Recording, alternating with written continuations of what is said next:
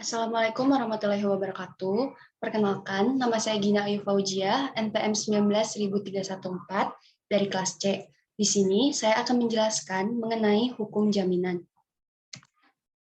Yang pertama yaitu pendahuluan. Istilah jaminan yang digunakan dalam lembaga hukum jaminan di Indonesia merupakan terjemahan dari kata dalam bahasa Belanda yaitu zekerheid, yang berarti cara-cara kreditur menjamin dipenuhinya tagihannya, di samping pertanggungjawaban umum debitur terhadap barang-barangnya. Selanjutnya yaitu mengenai pengertian. Hukum jaminan adalah ketentuan hukum yang mengatur hubungan antara pemberi jaminan atau debitur dan penerima jaminan atau kreditur sebagai akibat pembebanan suatu utang tertentu atau kredit dengan suatu jaminan atau benda atau orang tertentu. Dengan kata lain, hukum jaminan tidak hanya mengatur hak-hak kreditor yang berkaitan dengan jaminan pelunasan utang tertentu, namun sama-sama mengatur hak-hak kreditur dan hak-hak debitur berkaitan dengan jaminan pelunasan hak tertentu tersebut. Yang ketiga yaitu mengenai dasar hukum. Hukum jaminan dalam ketentuan KUH Perdata terdapat pada buku 2 yang mengatur tentang prinsip-prinsip hukum jaminan, lembaga-lembaga jaminan atau gadai dan hipotek, dan pada buku ini mengatur tentang penanggungan hutang.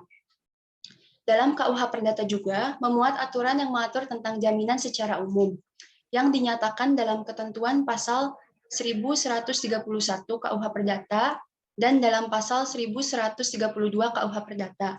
Dinyatakan kebendaan tersebut menjadi jaminan bersama-sama semua orang yang mengutangkan padanya. Pendapatan penjualan benda-benda itu dibagi-bagi menurut keseimbangan. Materi selanjutnya yaitu mengenai objek jaminan. Objek dari hukum jaminan dibagi menjadi 2, yaitu objek material dan objek formal. Objek material yaitu bahan atau material yang dijadikan sasaran dalam penyelidikan. Objek material hukum jaminan adalah manusia. Objek formal yaitu sudut pandang tertentu terhadap objek materialnya. Jadi, objek hukum jaminan adalah bagaimana subjek hukum dapat membebankan jaminannya pada lembaga perbankan atau lembaga keuangan non-bank. Yang selanjutnya yaitu mengenai jenis-jenis jaminan. Yang pertama ada jaminan umum. Berdasarkan pasal 1131 KUH Perdata, semua kebendaan si berhutang, baik yang bergerak atau yang tidak bergerak, baik yang sudah ada atau yang baru, akan ada di kemudian hari, menjadi tanggungan untuk segala perikatan perseorangan. Hal tersebut dinamakan jaminan umum. Yang kedua ada jaminan khusus. Dalam hukum jaminan, ada pasal-pasal yang mengatur benda yang dijadikan jaminan utang atau disebut jaminan kebendaan. Jaminan kebendaan adalah jaminan yang objeknya berupa barang bergerak maupun tidak bergerak yang khusus diperuntukkan untuk menjamin hutang debitur kepada kreditur. Apabila di kemudian hari debitur tidak dapat membayar hutangnya kepada kreditur.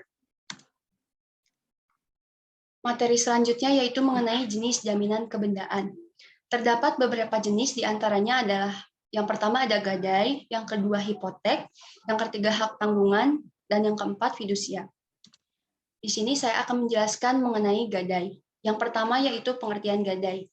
Gadai adalah suatu hak yang diperoleh seorang berpiutang atas suatu benda bergerak yang diserahkan kepadanya oleh seorang berutang atau oleh seorang lain atas namanya, dan yang memberikan kekuasaan kepada si berpiutang untuk mengambil pelunasan dari barang tersebut. Didahulukan daripada orang-orang yang berpiutang lainnya dengan kekecualian biaya untuk melelang barang tersebut dan biaya yang telah dikeluarkan untuk menyelamatkannya setelah barang itu digadaikan. Biaya-biaya mana yang harus didahulukan?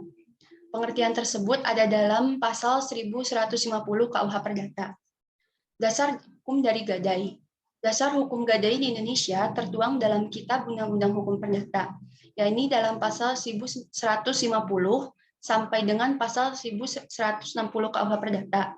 Selain itu, ketentuan mengenai gadai di Indonesia diatur secara lebih spesifik dalam POJK nomor 31 garing POJK 05 garing 2016. Subjek dari gadai.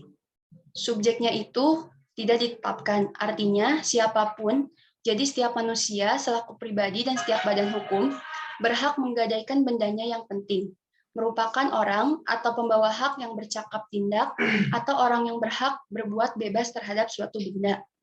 Objek dari gadai. Objek dari gadai berupa benda bergerak yang terdiri dari benda berwujud dan tidak berwujud. Berupa hak untuk mendapatkan pembayaran uang, misalnya surat-surat piutang. Dalam hal ini, pihak yang menerima gadai dapat menguasai benda yang menjadi objek gadai.